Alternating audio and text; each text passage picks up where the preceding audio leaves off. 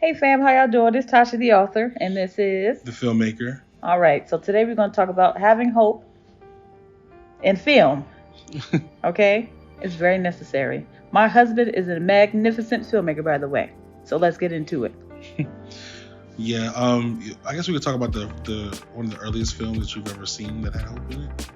Me? hmm Oh, The Never-Ending Story. Yeah. Okay, what about it made you like hopeful? The fact that they said that reading was important and it was childlike, and I saw it when I was a child. And even though there were scary things in it, it reminded me of hope. There were a lot of beautiful scenes in it. Yeah. Okay. Yeah.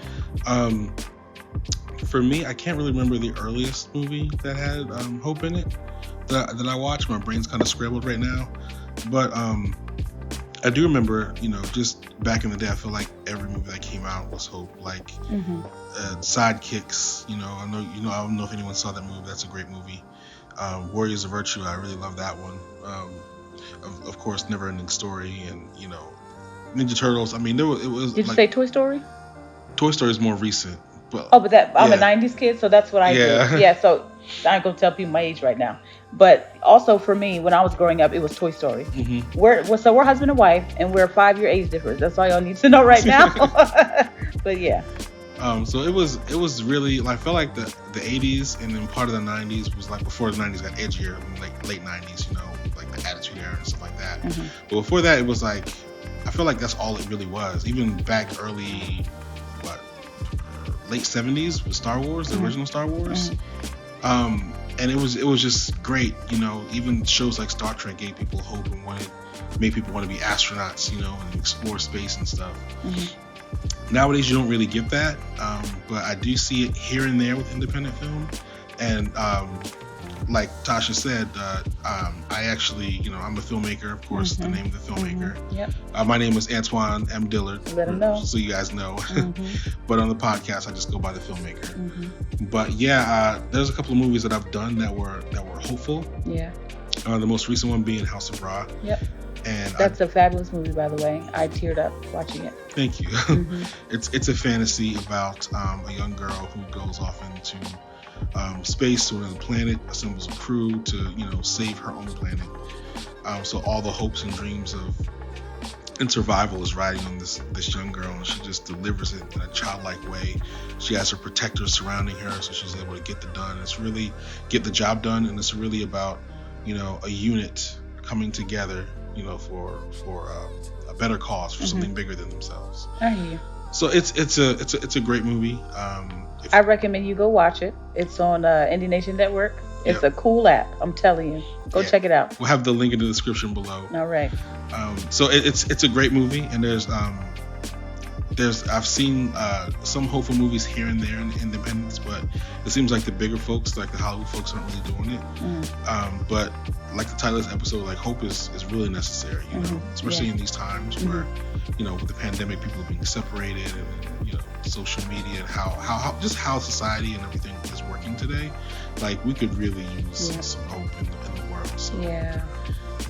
I feel like this episode alone is bringing change, to be honest with you. Now, I was born late 80s. My husband was born early 80s. So there's a time difference, right? So he grew up an 80s kid. I grew up a 90s kid. So I grew up on like Home Alone, Rugrats, Recess, things like that. I remember Recess. So I grew up on things like that. But still, even for being a 90s kid, there was still lots of hope. There was things that I was not allowed to see as a child because, I was a child. So, like I was saying, like we were both saying, like, hope is necessary and needed, especially today. Yeah. And like, for me, I feel like, I was born in the 80s, like you said, and for me, it was like those movies inspired a generation. I was watching a box set called The Toys That Made Us. And they were talking about, there was a guy on there. He was talking about, like, where he's from. It's a rough area, but him and his friends and his cousins, they watch He-Man. And he said a lot of the moral stuff that they got from He-Man, he said the stuff that they got in the only moral compass or like teaching of right and wrong that they got in their lives was like at the end of the episode of He-Man or G.I. Joe, where they're like, Oh yeah. Yeah, you should do this. You should share because sharing is good. Like all these lessons. And that's why I grew up the way that I did, because I can't remember right now, honey. I'm on a roll right now. We both on a roll. But most of the TV shows and movies, especially TV shows, where in the world is Carmen Sandiego? Yeah, that was a good one. So they would always teach you the moral of the story, and so I paid attention to it. Also, I grew up on Popeyes, even though that came out long ago. Yeah. But my mother made sure I watched Popeyes. You know, eat your spinach. What did you eat? Yeah, eat spinach. Yeah, eat your spinach. You can grow. So that's why I did it. So you can grow strong. You couldn't tell me nothing. I thought I had the strongest muscles. We all believe that. Yeah.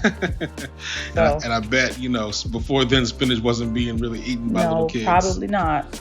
So it's just like, that stuff was great. Not only was it, like me personally, I loved He-Man. He-Man was my jam.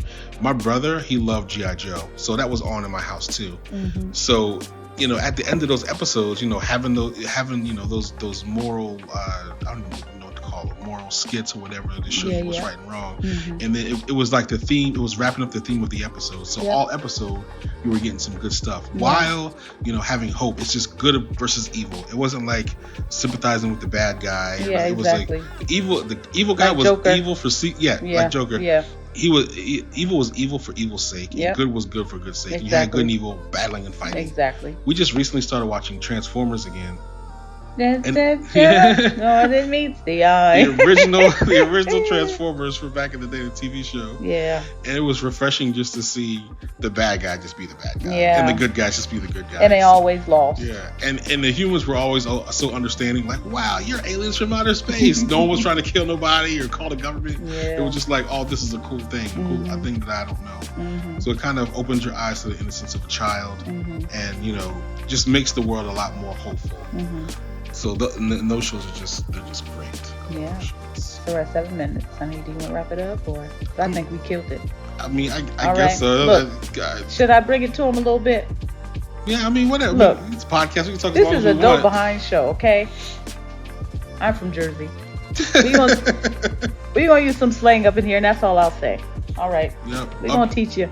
Yep, up at 3 p.m. Everybody's up at 3 p.m. Everybody should be up at 3 p.m. Why not talk about movie stuff? So, all right. Yeah, there we have it. Little short podcast, I guess, for the first one, but more to come and more in length. And we love y'all.